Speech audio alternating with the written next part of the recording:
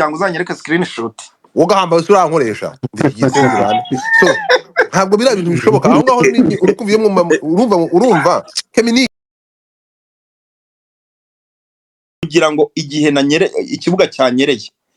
banzamure cyangwa bandwaneho. Umuntu wese uzi ubwenge muri business abo bantu bagomba kubagira bamukorera backup mu gihe babona bagiye kumugwaho. Urumva? Abo bantu n'igihe cyose uzaba ufite business n'igihe uzaba ufite n'iki uzashaka abantu bazagukora backup mu gihe ubona cyagucuramiyeho. None se reka kubaza abakire rero baramba abakire bafite amafaranga bazi akamaro k'imbuga nkoranyambaga abagomba kugira nk'uwo muntu ari inshuti nawe. Uretse none se kanze nkubaza ikintu kimwe mu by'ukuri reka kandi ibyo bintu urabizi ko unabizi kuvana kwihaho ibyo bintu urabizi ko urabizi ko ari we muntu wa mbere w'umukanda nzugi ntabwo bikora neza. Keminike ntabwo ibyo bikunda no Brena urabizi ko ibyo bintu bikora neza. Reka nkubwire ikintu kimwe uzamenya nawe twihaye umuntu bikarangira ari njye ubaye umwanzi wowe watangiye kuza kubavuganira ngo rega ngo nta kitashoboka ngo rwose ngo mukajye mugira shamane ejo bundi warambabaje 100%. Ntabwo nakubabaje ndashaka kuzamenya transaction bagukoreye ukuntu ingana. Nakweretse screenshot wayinyeretse biri ariko ngira ngo uretse gato uramushenzi naramutuse ndagije ndamubroka. Yesu babarira kana nagakino mwanyinye kugira ngo uzanyereke screenshot ugahamba urankoresha igitsindurane so ntabwo biriya bintu bishoboka aho ngaho uri kuviyemo urumva Keminike twumvikana ikintu kimwe sibyo abantu baratandukanye urimo kumva ntabwo nge nakwishyuza kuko sinjya mbogama icyo ni kimwe nta muntu wampa amafaranga ntabwo mbogama ntabwo bishoboka niyo mpamvu reka nkwereke nimuza kureba muzahora munsubiramo uyu munsi murandege ibi ejo abantu bakandege ibi mwanditse ko nanga Mutesi Jolly mugaruka muvuga ko Mutesi Jolly yanyishuye siko bimeze mwandeze ko Bruce Melody mwanga mugaruka muvuga ko Bruce Melody yanyishuye tuzagituma tumena amabanga yamene ntabanga afite Bruce Melody ari kurwana no Bruce Melody ni umuroko njya mbabwira ibintu mujye munyumva Bruce Melody aracyari umushage mu kizungu umushage twabyita nk'umuntu utangiye kwinjira muri middle class. Bruce Melody aracyarwanye no kurya kihaza akarya indyo yuzuye aracyari inzazame noneho yaho ngaho muri Kigali gusa. Uretse gato tugende gakeya rero uretse gato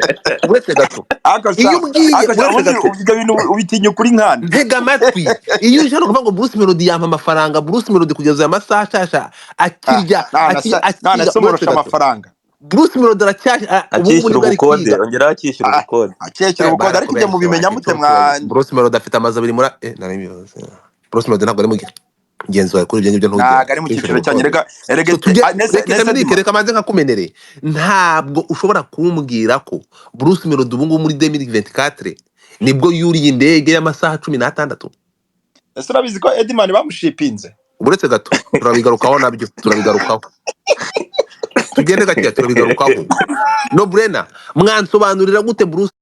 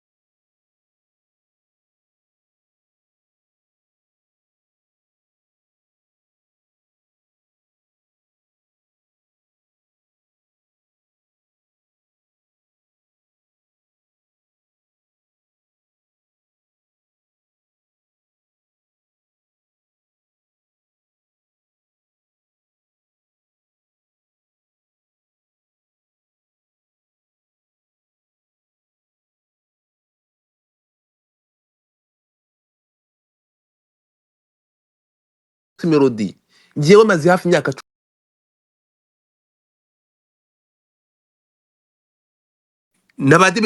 n'abandi bizagenda uko